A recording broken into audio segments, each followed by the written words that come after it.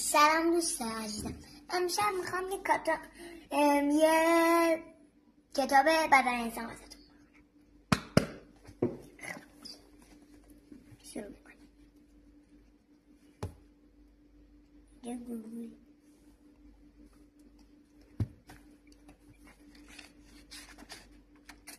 مرسی. اینا چیه؟